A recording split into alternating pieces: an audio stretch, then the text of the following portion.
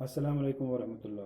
बच्चों, आज के इस टॉपिक में हम करने जा रहे हैं एसी थ्रू एन इंडक्टर। एक इंडक्टर में से जब एक एसी पास हो जाती है तो ज़रूरी बात यह है कि पहले आपको बता दिया जाए कि ये इंडक्टर होता क्या है। इंडक्टर सीधे ही इस तरह से एक कॉइल होती है जिसको अक्सर हमने एक कोर पर, सॉलिड कोर पर वाइंड किया हुआ होता है। यानी मान लीजिए आपके पास एक आयरन रॉड है या किसी मेटल की या और किसी एलॉय की रॉड है आपके पास सिलेंड्रिकल। आपने एक कॉइल जो है इंसुलेटेड कॉइल, यानी जिस पे इंसुलेशन हो, मान लीजिए आपने इस कॉइल को पहले वार्निश में डुबोया है। वार्निश एक इंसुलेटर होता है। जब आप उसको वार्निश से निकाल देंगे, इसको ड्राई करेंगे, वार्निश इस पर लग जाएगा, अब ये इंसुलेटेड होगी। ठीक है कि नहीं। यानी इंसुलेशन क्या होता है, अगर आपके पास जो घर में डोमेस्टिक वायर्स आप यूज़ करते हैं उन पे रबर कवरिंग होती हैं, दैट इज़ इंसुलेशन। ठीक है कि नहीं। इसी तरह से हमने वार्निश कोट कर दिया इस तार को और फिर इसको कॉइल के फॉर्म में वाइंड कर दिया। इसके ऊपर वाइंड कर दिया, इस कोर के ऊपर। ये अब इंडक्टर बन गया। ये इस तरह से हमने इसका सिंबल जो है बना दिया है। एक सर्किट में से एसी पास हो रही है लेकिन उस सर्किट में एक इंडक्टर है खाली। ऐसे सर्किट को जिसमें सिर्फ और सिर्फ एक इंडक्टर लगाया गया हो, उसको हम प्योर इंडक्टिव सर्किट भी कहते हैं। यानी हमने यहाँ पर एक प्योर इंडक्टिव सर्किट ले लिया। ये आप आगे भी देखेंगे कि प्योर इंडक्टिव सर्किट बेसिकली होता क्या है। फिलहाल मान के चलिए एक एसी सोर्स है और एक इंडक्टर है। एसी सोर्स कोई भी एसी जनरेटर वगैरह हो सकता है, ठीक है ना, या कोई इन्वर्टर मान लीजिए जिससे आप एसी, जो आपको एसी बना के देता है। तो इस कॉइल में से, इस इंडक्टर कॉइल में से हम इसको पास कर रहे हैं। अब ये एसी जो है, ये जो आपको वोल्टेज दे रहा है वो वोल्टेज क्या है, E is equal to E not sine omega t. भाई ये वोल्टेज इस तरह से क्यों लिखी जाएगी, ये इस तरह से इसीलिए लिखी जाएगी। E is equal to E not sine omega t. ये इस तरह से लिखा जाएगा क्योंकि ये एसी है और इंस्टेंटेनियस किसी भी टाइम पर इस वोल्टेज का वैल्यू इस इंडक्टर में से हो सकता है ए नॉट, यानी ये जो सप्लाई करेगा वो हो सकता है E not sine omega t. यहाँ पर बता दिया जाए ई क्या है, इंस्टेंटेनियस वैल्यू ऑफ वोल्टेज। ये वोल्टेज का वैल्यू है at any instant of time t. Time t पर instant of voltage, instant voltage आप निकाल सकते हैं इस एक्सप्रेशन से, पहले भी यूज कर चुके हैं। ए नॉट ये है peak value of that voltage. Omega is angular frequency. आप जानते हैं what is omega. Omega is 2 pi by T. ये ओमेगा है। 1 बाई टी का मतलब क्या होता है, फ्रीक्वेंसी। तो अगर मैं ये लिखूंगा न्यू तो ये बन जाएगा omega. Omega is directly proportional to linear frequency, but it is what, omega is known as angular frequency। 2 pi का integral multiple of it is the multiple of this nu by 2 pi. 2 pi के साथ इसका multiple हमने किया है 2 पाई times new. जब ये 2 पाई times new लिखा जाए तो ये ओमेगा बनता है, दैट इज एंगुलर फ्रीक्वेंसी और ऑफ दिस एसी। ठीक है ना। और फ्रीक्वेंसी का मतलब क्या है कि how many cycles are made in 1 second. इस न्यू का मतलब क्या है कि इसने कितने साइकिल्स 1 सेकंड में किए। इस न्यू को 2 पाई के साथ मल्टीप्लाई किया जाए तो ओमेगा बनता है। ठीक है। ये थोड़ा सा मैंने बता दिया क्योंकि आप में से बहुत सारे लोग वीडियोस पहले वाले नहीं देखते हैं, तो वो वैसे तो उनको कुछ यहाँ से समझ नहीं आएगा, लेकिन फिर भी अगर किसी ने देखा नहीं होता है तो मैं समझता हूँ कि इसको थोड़ा सा यहाँ पर बता दूँ जितना बता सकता हूँ। आप वीडियो क्यों नहीं देखते हैं वो मुझे नहीं पता है। सारे बच्चे नहीं देखते हैं क्योंकि और भी गम है ज़माने में फिज़िक्स के सिवा। ठीक है कि नहीं। उनके और भी कुछ परेशानियां हो सकती हैं। अल्लाह ताला उनको उन परेशानियों से आज़ाद करे। तो हम आमीन आप खुद कह दीजिए। हम आगे बढ़ते हैं। E is equal to E not sine omega t. ये हमने एक एसी वोल्टेज इस इंडक्टर में से सेंड कर दी। अब चूंकि आप देख रहे हैं कि जैसे ही ये एसी वोल्टेज इसमें से पास होगा तो क्या होगा वहां पर, इस एसी वोल्टेज, ये एसी वोल्टेज जो है ये टाइम के साथ साथ वेरी हो जाएगा। यानी ये एसी वोल्टेज तो कांस्टेंट नहीं रहेगा बिकॉज ये it is a sine curve. तो आप देख रहे हैं इसके डिफरेंट इंस्टेंट्स ऑफ टाइम पर डिफरेंट वैल्यूज होते हैं because it is an AC, it will change with time periodically. तो ये एसी वोल्टेज मान लीजिए ये है, this is the AC voltage. ये टाइम के साथ वेरी हो गया, दिस इज ई। अब इस ई ये है टी।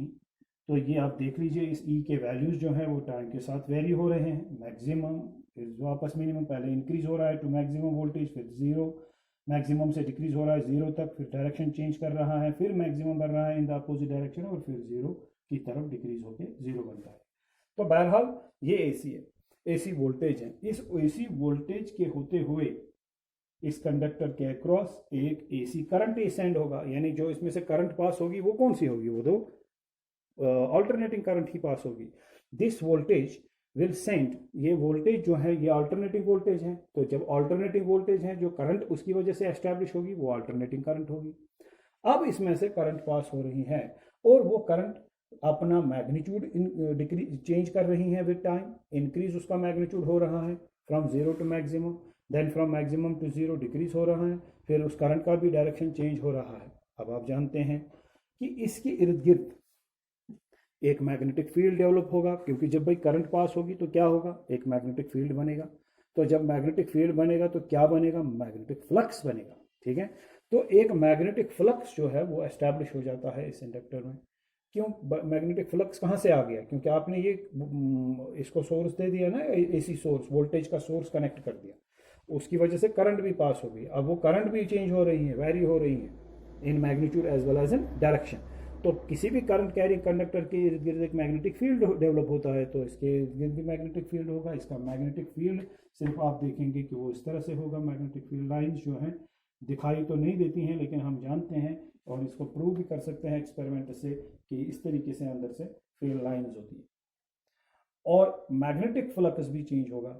भाई क्यों चेंज होगा, करंट चेंज हो गई, इंक्रीज हो गई, डिक्रीज हो गई, डायरेक्शन चेंज हो गई, तो जो मैग्नेटिक फील्ड होगा, मैग्नेटिक फील्ड भी चेंज होगा, डायरेक्शन में भी चेंज होगा और स्ट्रेंथ में भी, उसकी वजह से फ्लक्स चेंज होगा। वो फ्लक्स इसी कॉइल को क्रॉस करेगा और जब चेंजिंग मैग्नेटिक फ्लक्स इस कॉइल को क्रॉस करेगा तो इसमें क्या होगा, एक और करंट बनेगी, उसको आप इंड्यूस्ड करंट कहते हैं। और भाई समझ आ रही है बात, मैं थोड़ा तेजी से बोल रहा हूं ये समझ के कि पीछे बोल चुका, ठीक है ना। अब उर्तुकुल के बहुत सारे एपिसोड्स आप देख चुके हैं, अब हर एपिसोड में पीछे वाले एपिसोड थोड़ी ना डिस्कस करेंगे, ठीक है ना। तो लिहाजा हम आगे बढ़ते हैं, थोड़ा तेजी से बोल रहा हूं मैं, समझ लीजिए कि जब ये करंट इसमें से जो ये सोर्स करंट है, इस सोर्स से आती हुई करंट जब चेंज होगी, जब इसका पहले तो वोल्टेज सोर्स जो है, इसका पोटेंशियल डिफरेंस, इसका वोल्टेज जो है वो साइन कर्व है, वो टाइम डिपेंडेंट है, वो चेंज होता है, वो अल्टरनेटिंग है, तो वो चेंज होता है टाइम के साथ साथ, तो करंट भी चेंज होगी टाइम के साथ साथ। Changing current changing magnetic field बनाएगी, changing magnetic field changing magnetic flux produce करेगा।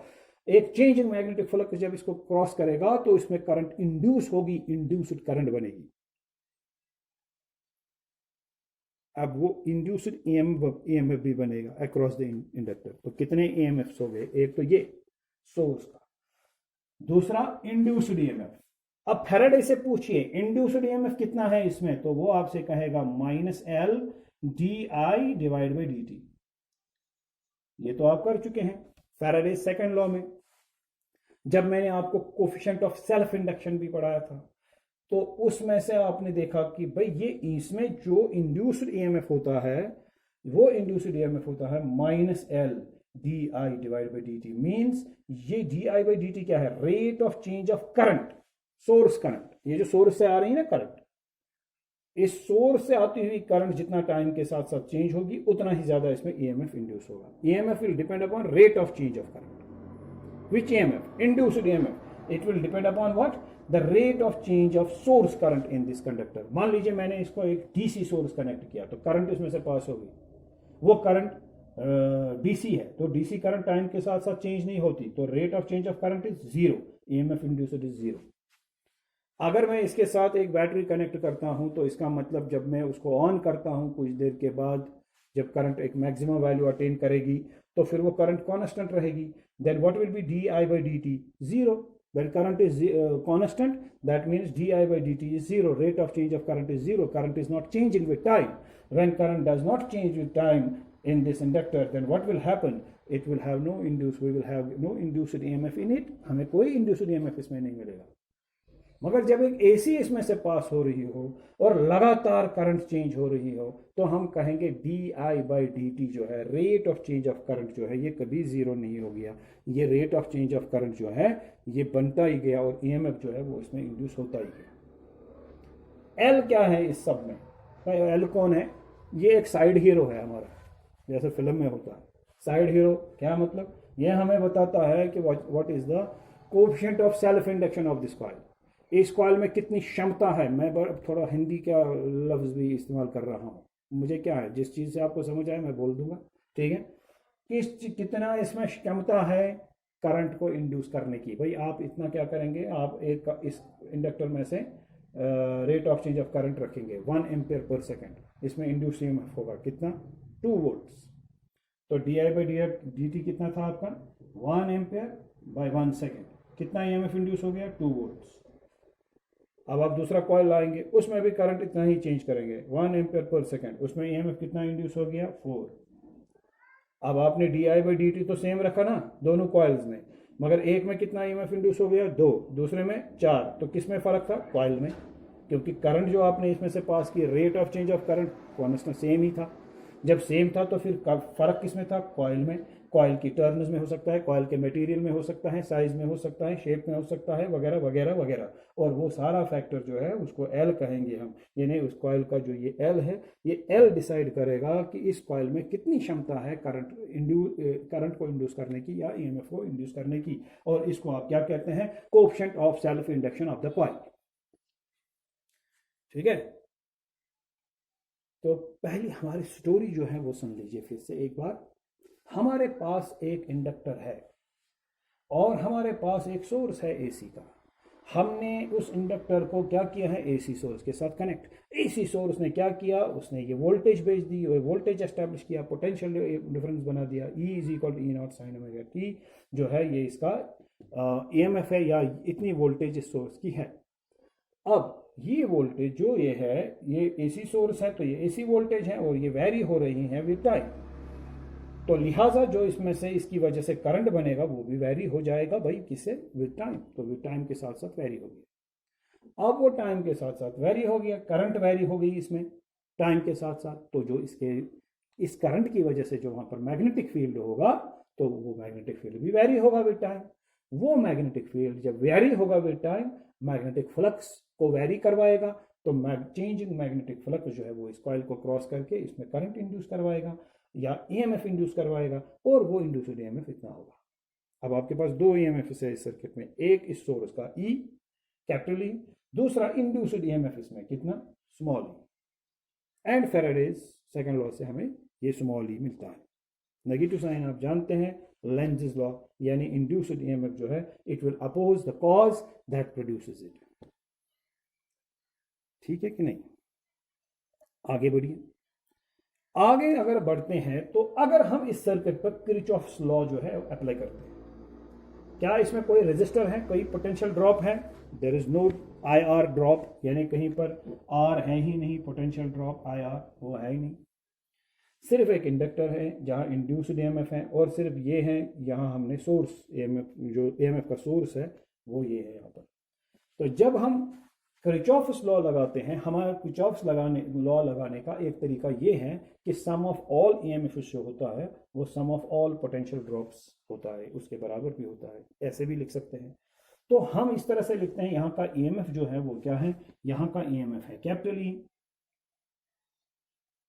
इधर का, और यहाँ का क्या है, स्मॉल ई।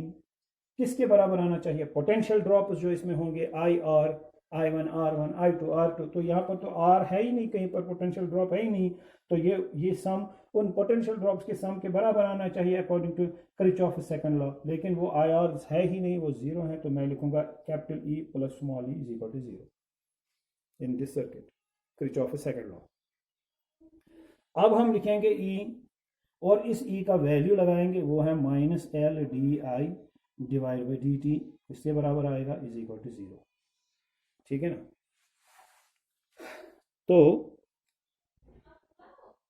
तो ये बन जाता है E -LdI divide by dt। ठीक है भाई, अब आगे बढ़ते हैं।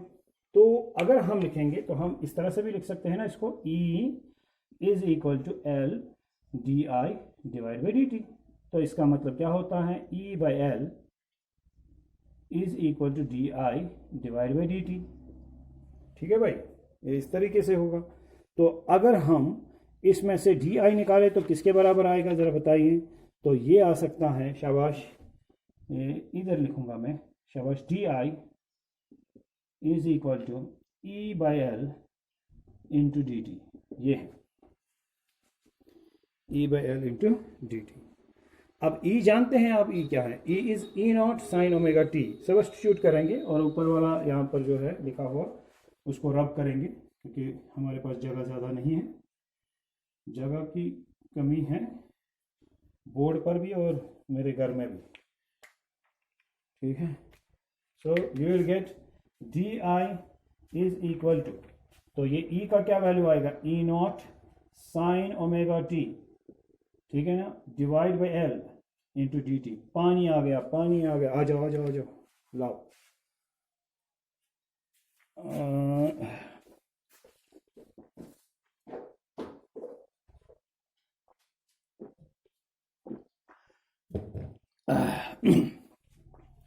सो D I is equal to E not divide by L into sine omega t. अगर हम इसको इंटीग्रेट करें तो हमें क्या मिलेगा? आप देख लीजिए, इंटीग्रेटिंग ऑन बोथ साइड्स, हम यहां पर लिखेंगे, शाबाश, integrating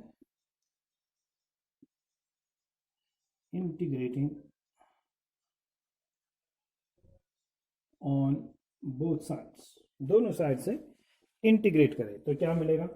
integration of d I is equal to integration of E not by L into sine omega t d t. ठीक है ना? अब डी आई का इंटीग्रेशन, दैट इज आई, तो आप देख रहे हैं दिस इज, मॉइस्चर काफी बोर्ड पे आता है,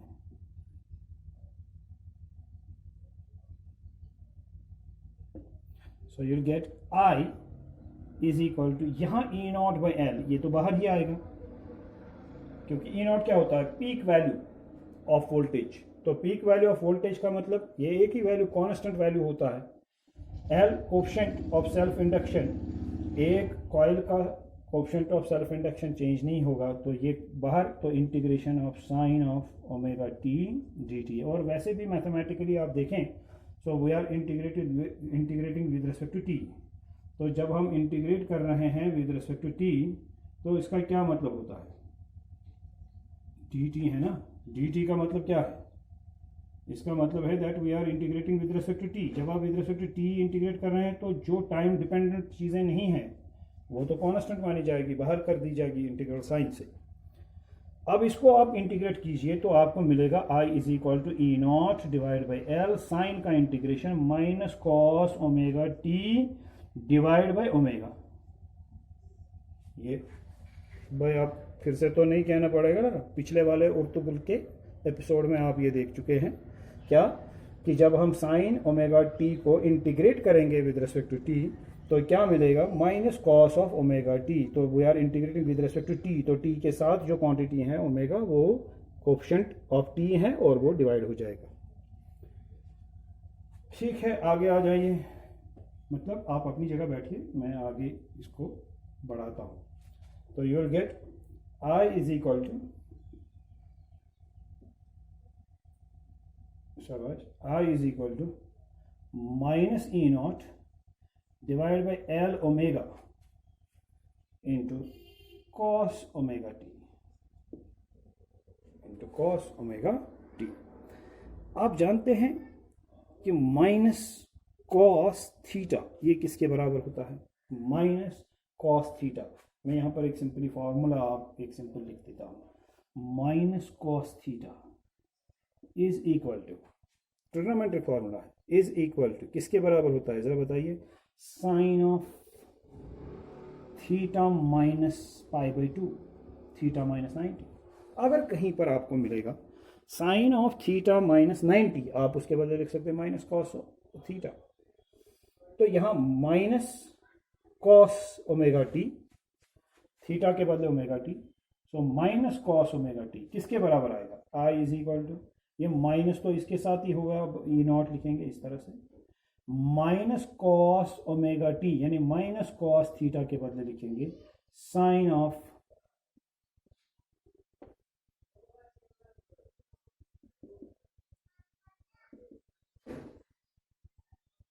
माइनस कॉस ओमेगा टी के बदले लिखेंगे, शाबाश, हाँ, साइन ऑफ थीटा, हमारे पास थीटा क्या है, omega t minus pi by two. अब आप कहेंगे माइनस कहाँ गया, ये माइनस इस कॉस के साथ गया, माइनस कॉस ओमेगा टी, तो माइनस कॉस ओमेगा टी किसके बराबर, sign omega t minus pi by two, theta के बदले omega T.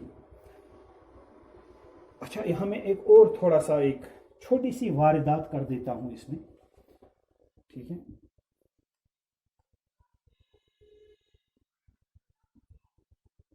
I is equal to E naught divided by L omega sine of minus pi by two minus omega T. क्या ऐसे लिखने में कोई दिक्कत है? ये बनेगा माइनस पाई बाई टू, आ गया minus pi by two, minus and minus plus omega t, ये बन गया plus omega T. Medical students को थोड़ा सा मैथ्स में ये उन्होंने नहीं देखा होता, क्योंकि उन्होंने 11th में मैथ ट्रिग्नोमेट्री नहीं पढ़ी होती है, जो भी पढ़ा होता है वो 10th तक ही पढ़ा होता है, तो उनके लिए मैं थोड़ा सा स्टेप्स जो है बढ़ा रहा हूँ।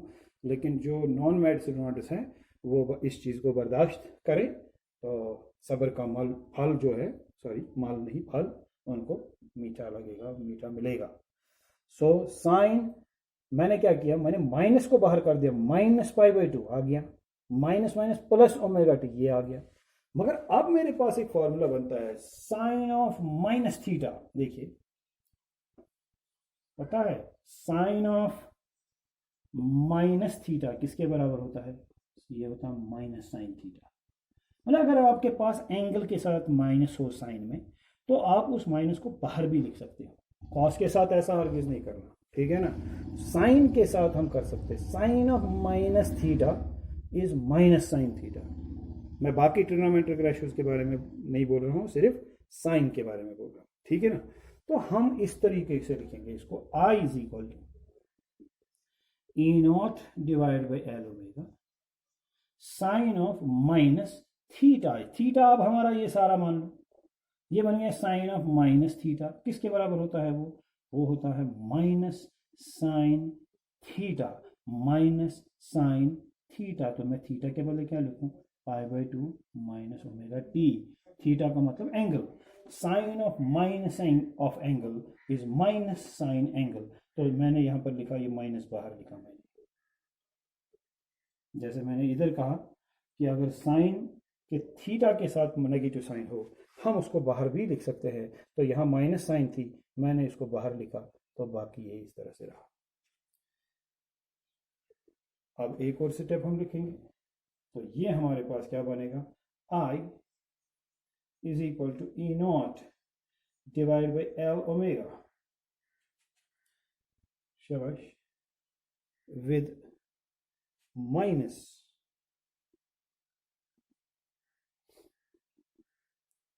ठीक है। तो आप लिख सकते हैं minus E not divide by L omega into sine of pi by two minus omega t. आप ऐसे भी लिख सकते हैं। आप देख लीजिए, हमारे पास दो इक्वेशंस हैं, एक तो ये दिस इज इक्वेशन फर्स्ट, और दूसरी है ये इक्वेशन सेकंड। दोनों इक्वेशंस में क्या फ़र्क है, यहाँ पर है omega t minus pi by to, और यहाँ पर है पाई by two minus omega t, लेकिन यहाँ नेगेटिव साइन आएगी बाहर, यहाँ नहीं। दोनों इक्वेशंस जो है ये दरअसल एक ही चीज़ है, और एक ही चीज़ के दो फॉर्म्स हैं। मैंने सिर्फ, अगर आप यहाँ तक ही करेंगे इसको, फर्स्ट इक्वेशन तक ही, कोई बात नहीं, लेकिन आप कुछ न्यूमेरिकल्स में आपको ये ज़रूरत पड़ती है, तो इसलिए मैंने यहाँ पर ये दिखाया कि हम इसको माइनस को कभी बाहर भी कर सकते हैं। लेकिन ज़्यादातर हम यूज़ यहाँ इक्वेशन फर्स्ट की करेंगे, जो कि बिल्कुल सिंपल है। और आई किसके बराबर है, ये I not L omega sine omega t minus pi by two, ठीक है भाई। तो अगर मैं यहाँ पर ये लिखता हूँ, ये इक्वेशन मैं यहाँ लिखूंगा, फ्रॉम इक्वेशन फर्स्ट जो है वी हैव, क्या मिला हमें वहां से, हमें मिला I is equal to E not divide by L omega into sine of omega t minus pi by two. अब बताइए मुझे, ये आपकी इक्वेशन फर्स्ट है। इस इक्वेशन फर्स्ट के मुताबिक इस करंट का वैल्यू मैक्सिमम कब होगा, ए नॉट तो कांस्टेंट ही है, एल ओमेगा ये तो कांस्टेंट ही है, फिर चेंज होने वाली चीज़ क्या है, ये साइन रेशो जो है ये चेंज होगा, क्योंकि टाइम के साथ साथ सिर्फ यही चेंज होगा, ये तो टाइम डिपेंडेंट है। साइन का जब वैल्यू चेंज होगा, क्या वैल्यू इसका चेंज हो सकता है? इसका मिनिमम वैल्यू हम मान लेते हैं 0, मैक्सिमम वैल्यू मान लेते हैं 1, ठीक है ना। तो जब ये 0 बनेगा, ये तो करंट बिल्कुल 0 बनेगी। जब इसका वैल्यू 1 बनेगा तो इसका मतलब ये मैक्सिमम होगा, करंट मैक्सिमम होगी। और जब इसका मतलब आई इज मैक्सिमम, हम कहेंगे आई इज मैक्सिमम इफ, शाबाश, sign omega t minus pi by 2 is 1, अगर ये 1 है। अरे भाई, साइन का मैक्सिमम वैल्यू क्या होता है? वो तो 1 ही होता है ना। तो मैं यही कहूंगा कि भाई करंट तो यहाँ मैक्सिमम तभी होगी, शाबाश, जब इसका वैल्यू 1 होगा। किसका value? Sign omega t minus pi by 2 का वैल्यू 1 होगा। तो मैक्सिमम करंट जब हम देखेंगे तो किसके बराबर होगी? I maximum. उस वक्त ये मैक्सिमम करंट किसके बराबर होगी? E not divide by L omega. इसका मतलब ये है कि E not by L omega जो है ये मैक्सिमम करंट का वैल्यू है। सुनिए, करंट मैक्सिमम होगी जब ये 1 होगा। अगर ये 1 होगा तो करंट मैक्सिमम होगी, और किसके बराबर होगी? E not L omega. तो ई नॉट एल ओमेगा क्या है? ये मैक्सिमम करंट का वैल्यू है। मैक्सिमम करंट का वैल्यू हम कैसे डिनोट करते हैं? आई नॉट से, और I not is equal to E not divide by L omega. तो लिहाजा जो आपका ये एक्सप्रेशन बनेगा, ये इक्वेशन फर्स्ट जो है, जो वो बनेगा, वो क्या बनेगा? Therefore from equation first, therefore again from first equation, पहली इक्वेशन से फिर हमें एक चीज मिल गई। क्या मिल गई? आई इज इक्वल टू, ये है आई नॉट, ये देखिए, फिर into sine of omega t minus pi by 2। क्या पता चला आपको? एक बहुत ही जबरदस्त चीज हमें पता चली, जिस पर आपका अभी ध्यान नहीं है। क्यों नहीं है? क्योंकि आप अभी तक ये सुना नहीं होगा, आपने ये चीज पढ़ी नहीं होगी। अब जब आप इसको पढ़ेंगे तो आप देखिए क्या पाएंगे। जब हमने ये वोल्टेज अप्लाई की थी, जो ये सोर्स हमने लगाया था, एसी का सोर्स, इसने जो ईएमएफ दे दिया या पोटेंशियल डिफरेंस वोल्टेज दे दी, वो किसके बराबर थी? वो थी, शाबाश, वो थी ई नॉट साइन ओमेगा टी। अब ये ई था, उसकी इक्वेशन ये थी। अब जो इसमें करंट बन रही है उसकी इक्वेशन क्या है? उसकी इक्वेशन है I is equal to E not sine omega t minus pi by 2। अभी तक आपने क्या देखा था?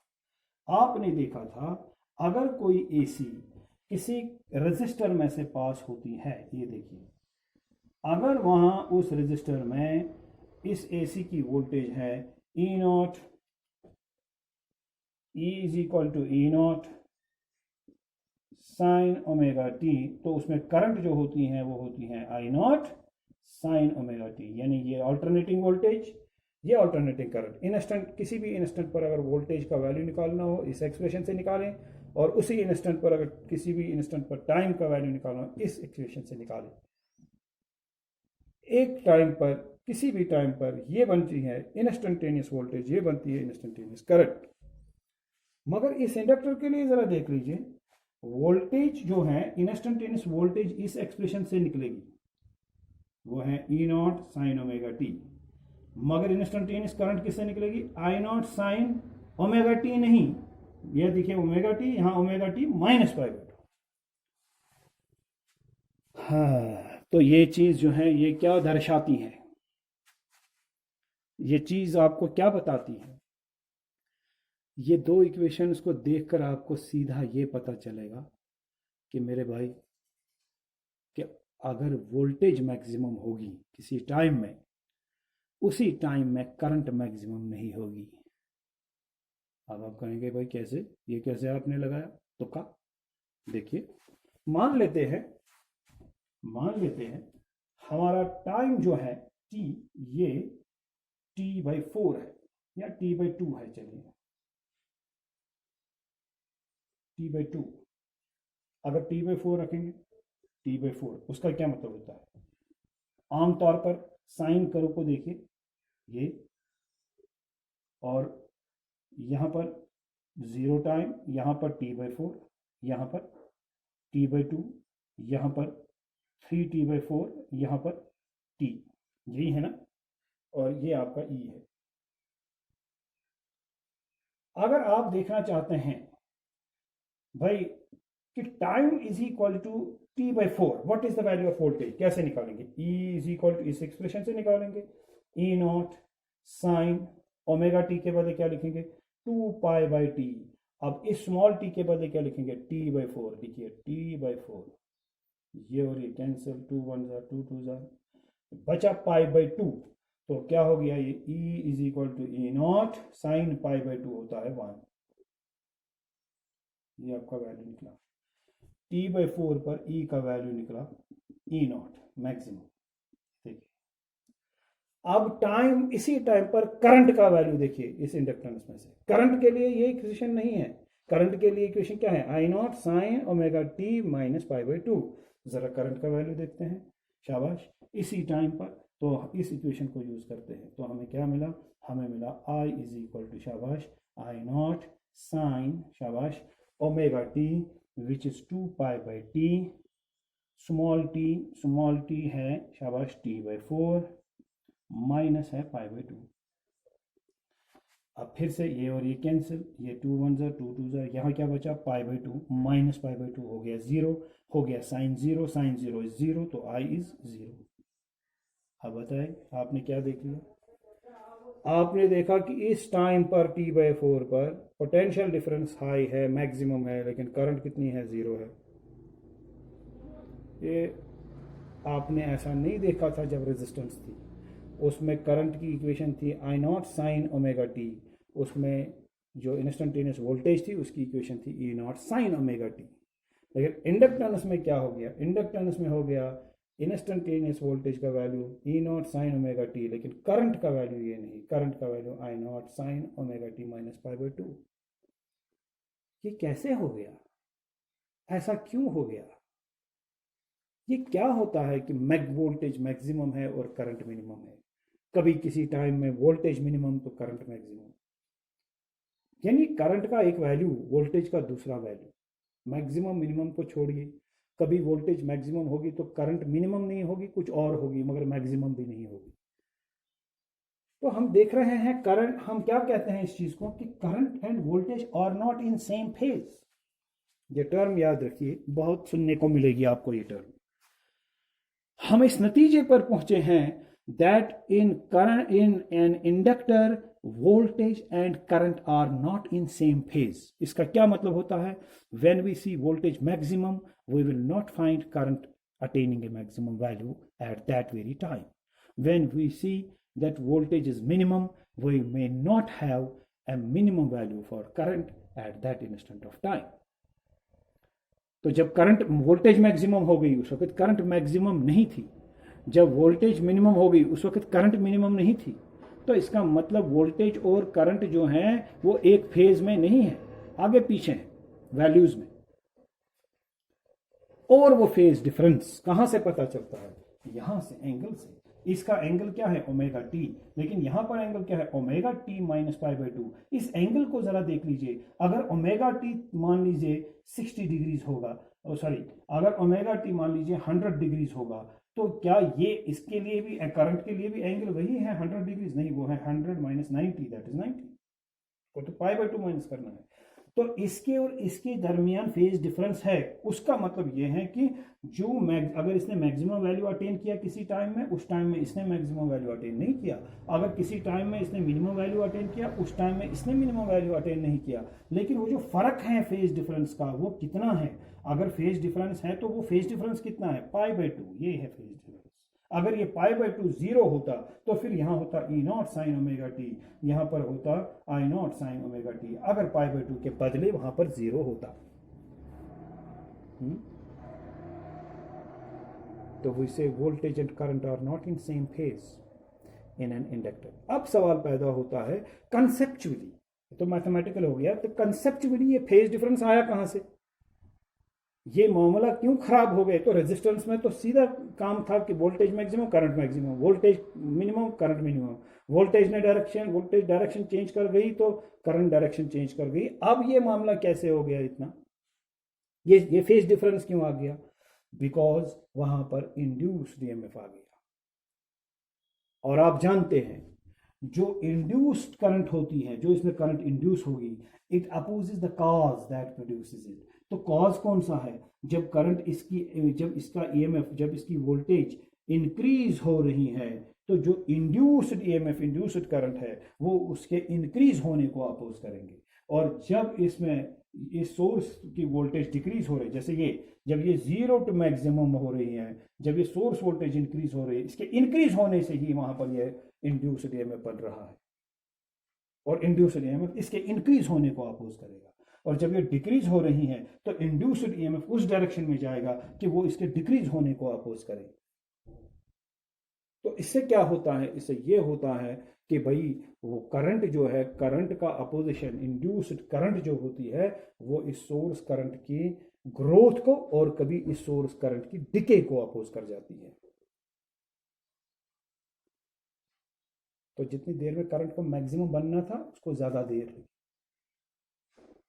क्यों, इंड्यूस्ड करंट ने उसको अपोज कर दिया ना, उसकी ग्रोथ को अपोज कर दिया, उसकी इंक्रीज होने को अपोज कर दिया। जितनी देर में उसको डिक्रीज होना था उसको उससे ज्यादा देर लग गई, क्यों, क्योंकि इंड्यूस्ड करंट ने अब उसको डिक्रीज नहीं होने दिया जल्दी से, या अपने टाइम में डिक्रीज नहीं होने दिया। So current lags behind, current पीछे हो रही है।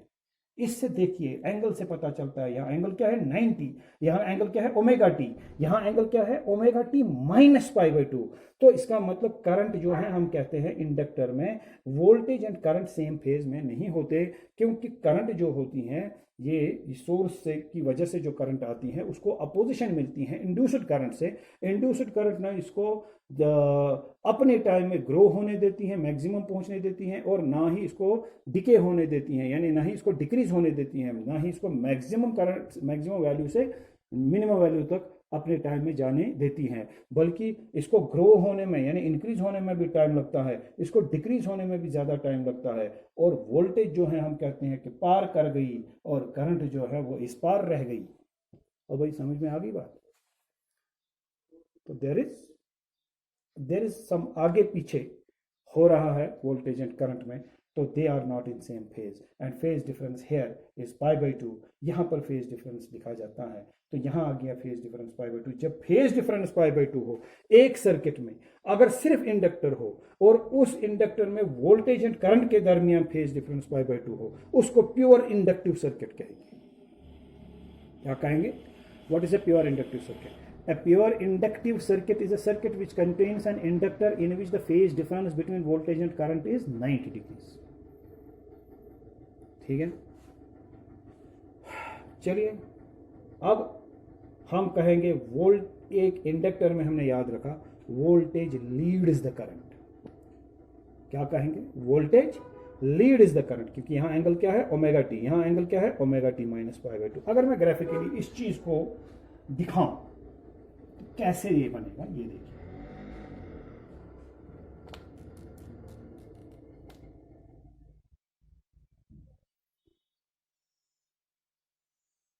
ये मान लीजिए ई है और ये मान लीजिए टी है। अब मैं पहले वोल्टेज का ग्राफ डाल दूं और मैंने एक सॉलिड कर्व डाल दी इस तरह से। अब मैं अगर यहां से करंट ले लूं आई, ठीक है ना, और यहां से टी ले लूं, यानी अभी तो मैंने इधर से ई लिया प्लस ई, यहां से माइनस ई,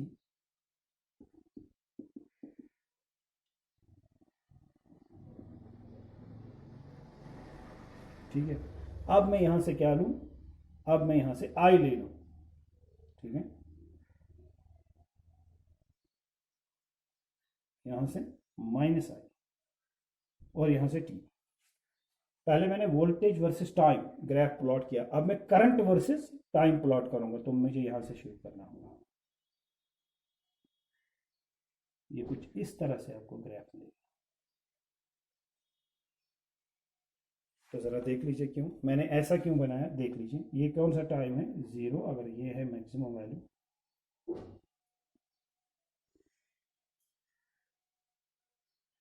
ये है आपका T/4, ये है आपका T/2, ये है आपका 3T,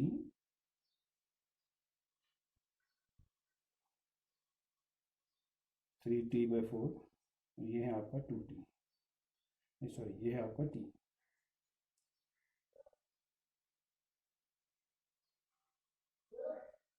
ये इस तरह से आप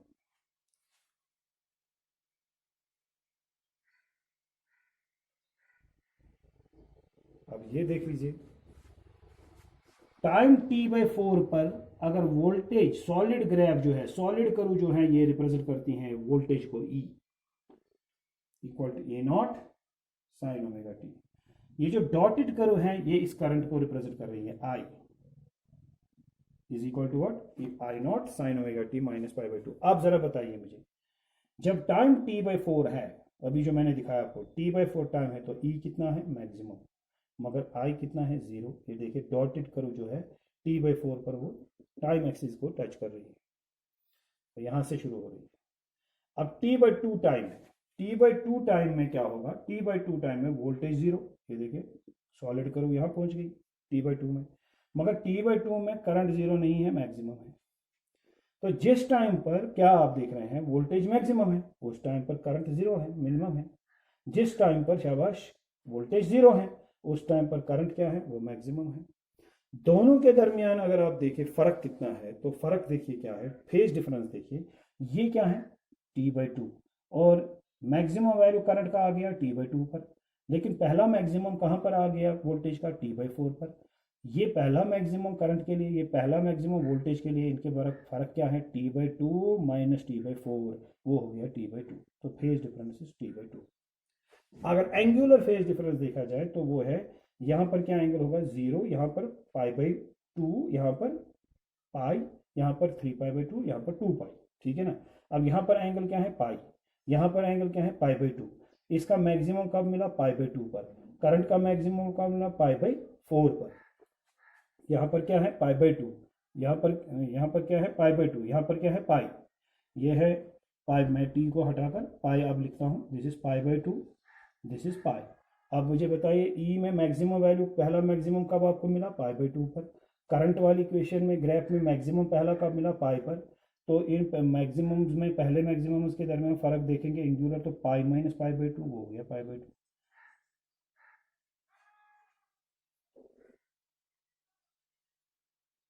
हमने पहला वाला जो है वो गलत किया, वो जो था ये यहाँ पर क्या था, यहाँ पर था T/4, यहाँ पर क्या था, यहाँ पर था T/2। अब जब फर्क देखेंगे, फेज डिफरेंस देखेंगे टाइम में, तो वो कितना आएगा, वो आएगा T/2 माइनस T/4। वो T/2 नहीं होता है, वो T/4 होता है। तो फेज डिफरेंस को आप in terms of time period लिखेंगे तो इसमें देखिए फेज डिफरेंस इज T/4, मगर यहाँ आप देखेंगे इन टर्म्स ऑफ एंगल तो फेज डिफरेंस इज π/2। तो हमने यहाँ पर लिखा है इन टर्म्स ऑफ एंगल π/2, मगर अगर आप चाहें तो आप इस π/2 को हटाकर in terms of time period भी इसको लिख सकते हैं T/4, जरूरत नहीं है लेकिन लिख सकते हैं, ठीक है कि नहीं। तो क्या सीखा हमने, हमने सीखा अगर एक रेजिस्टर होता, इसकी जगह अगर सीधा एक रेजिस्टर होता, उस रेजिस्टर में से करंट पास होती, उसमें कोई ईएमएफ इंड्यूस नहीं होता, अगर आप एसी सोर्स लगा भी लेते उसमें कोई करंट इंड्यूस नहीं होती। जब कोई करंट इंड्यूस नहीं होती तो वोल्टेज एंड करंट का जो इक्वेशंस है, रिलेशंस है, वो सिमिलर होती।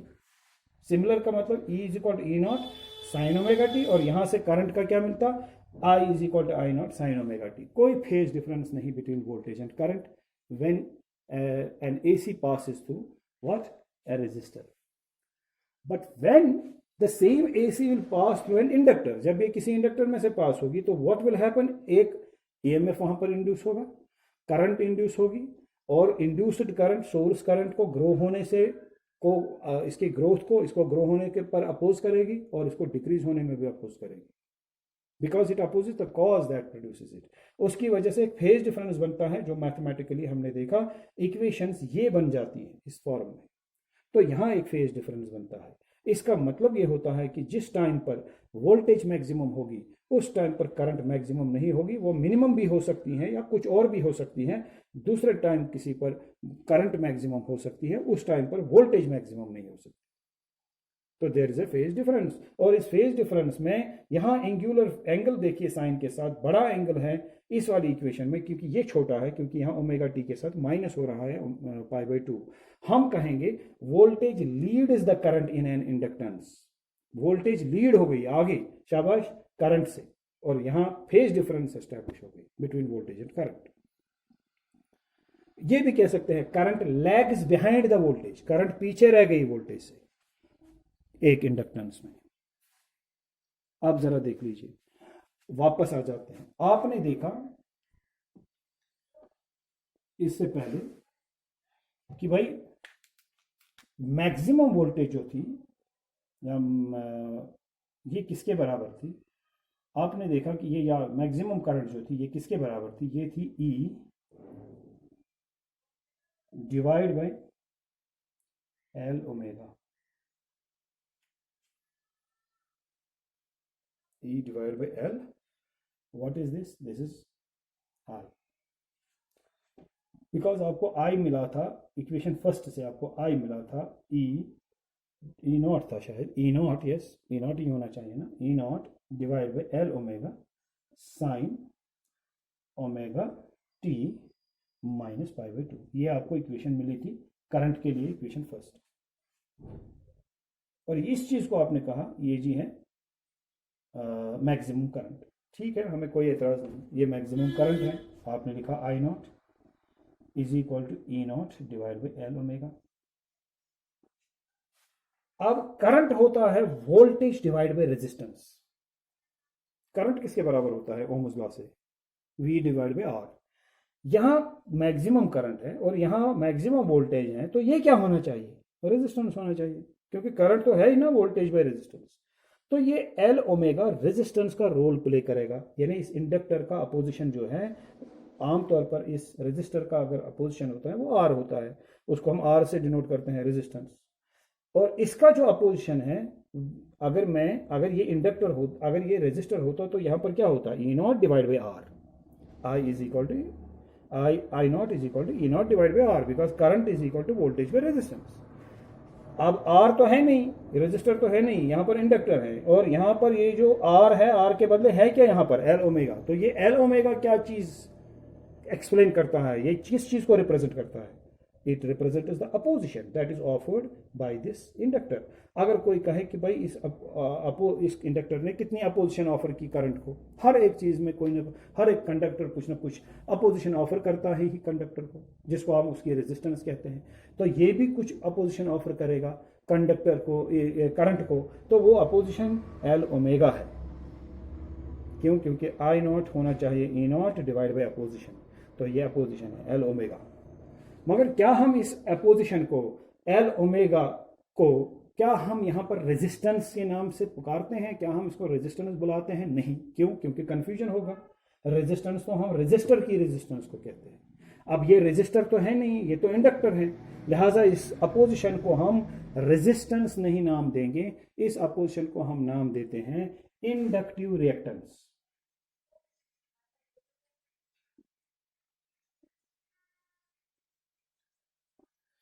Now, what is inductive reactance? मैं यहां पर थोड़ा सा रब करूंगा। इंडक्टिव रिएक्टेंस क्या होता है?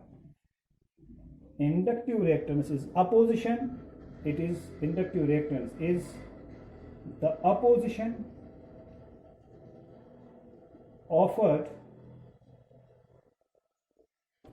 to the flow of current, offered to the flow of current by an inductor.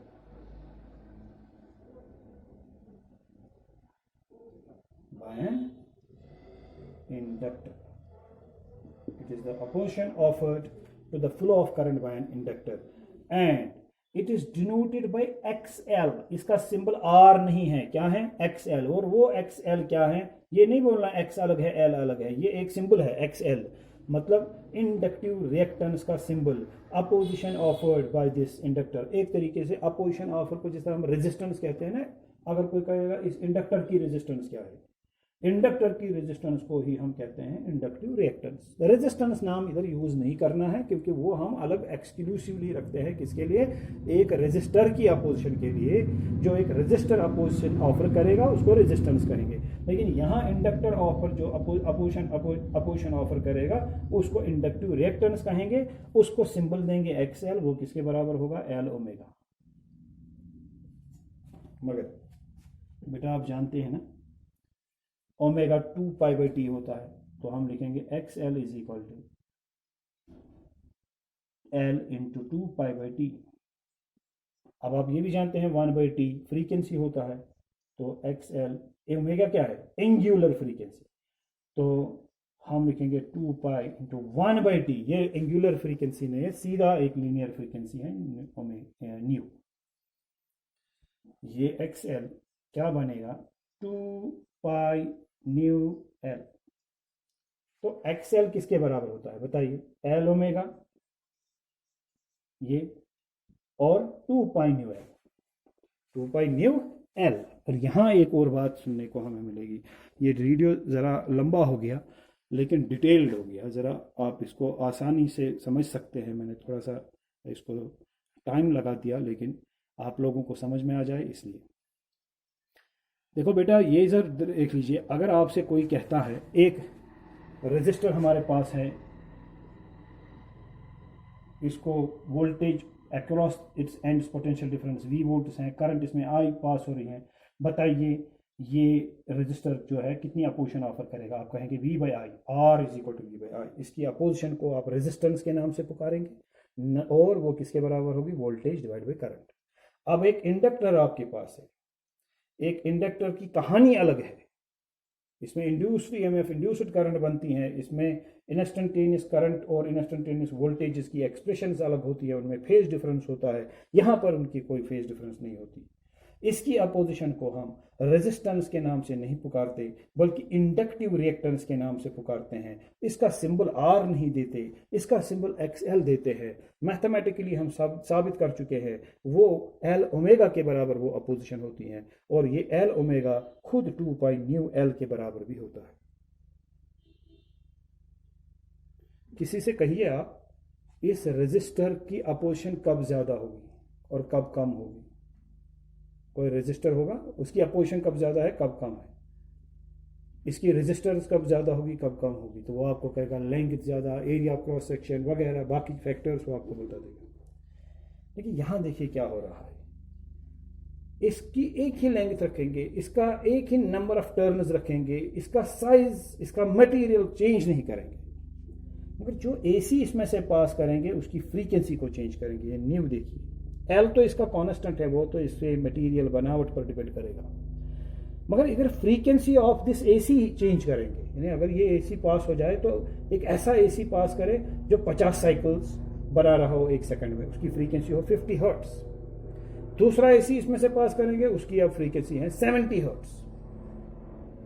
तो इसकी अपोजिशन दोनों ACs के लिए एक जैसी नहीं रहेगी।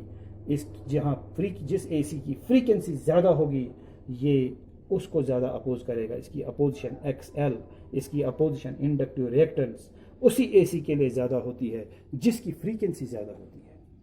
ये उस AC को कम अपोज करेगा जिसकी फ्रीक्वेंसी कम होगी। ये कैसा कंडक्टर है? कोई कंडक्टर हो, उसका रेजिस्टेंस जो है वो डिपेंड ही नहीं करता है कि आपने वोल्टेज कितना रखा, आपने करंट कितना रखा, उसकी फ्रीक्वेंसी क्या है, उसकी रेजिस्टेंस जो है वो रेजिस्टेंस चेंज नहीं होगी अगर आप फिजिकल इनको कंडीशंस को चेंज नहीं करेंगे। एक रेजिस्टर कंडक्ट, कोई ऐसा कंडक्टर, उसकी रेजिस्टेंस डिपेंड सिर्फ और सिर्फ करते हैं फिजिकल कंडीशंस पर। जो आप कंडक्टर की फिजिकल कंडीशंस अगर चेंज नहीं करेंगे उसकी रेजिस्टेंस कांस्टेंट रहेगी। मगर ये कैसा कंडक्टर है भाई? इसमें से एक AC पास होती है, ये उसके लिए एक अपोजिशन ऑफर करता है, दूसरी एसी पास होती है उसको दूसरी अपोजिशन, यानी इसका अपोजिशन डिफरेंट एसीज के लिए डिफरेंट होता है। जिस एसी की फ्रीक्वेंसी ज्यादा, इसकी रेजिस्टेंस उसके लिए ज्यादा है, यानी इसकी अपोजिशन उसके लिए ज्यादा है। अब उसको हम रेजिस्टेंस नहीं कहते हैं, हम उसको इंडक्टिव रिएक्टेंस कहते हैं। जिस एसी की फ्रीक्वेंसी कम, उसकी अपोजिशन कम। अब मान लीजिए हमने डीसी पास कर दिया, डीसी में कोई साइकिल्स नहीं बनेंगे, डीसी की फ्रीक्वेंसी 0, तो इसकी अपोजिशन उसके लिए 0, डीसी को सीधे पास करने देगा, चलो भाई आ जाओ, कोई अपोजिशन नहीं, आपकी तो फ्रीक्वेंसी 0 है, इसलिए XL 0। An inductance welcomes a DC, it will pass a DC very easily through. It will make a DC to pass without opposition. But जैसे ही AC पास हो गई, उस AC की फ्रीक्वेंसी पर इसकी अपोजिशन डिपेंड करेगी। मगर ये एक्सेल अपोजिशन होती है, ये रेजिस्टेंस अपोजिशन होती है, लिहाजा इसकी भी यूनिट जो है वो ओम्स ही है। Inductive reactance is the opposition offered to the flow of current by an inductor and its SI unit is also ohms। इस वीडियो में मैं इतना ही बोलूँगा, ये लंबा वीडियो बनेगा फिर और देखा नहीं जाएगा, अपलोड नहीं किया जाएगा।